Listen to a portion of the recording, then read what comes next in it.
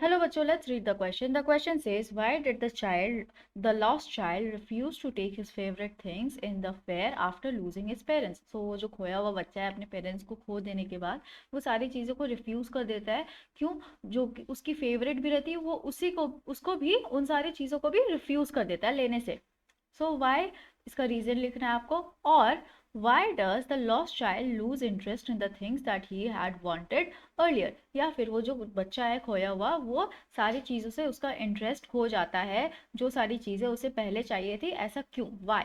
सो इसका की पॉइंट्स हम क्या लिखेंगे इस क्वेश्चन का आंसर लिखते वक्त? सबसे पहला बात, जब वो अपने पेरेंट्स को खो देता है वो बच्चा बहुत डर जाता है और पैनिक हो जाता है। After losing his parents the child was filled with fear and panic.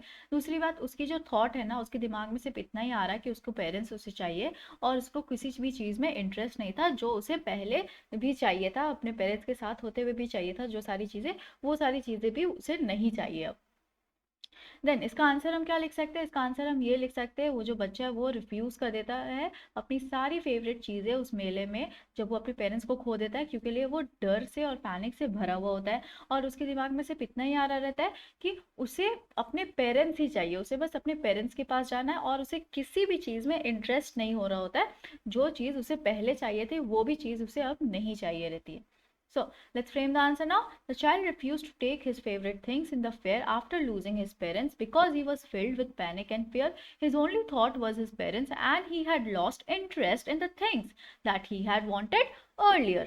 I hope you understood it well. Thank you. Best of luck.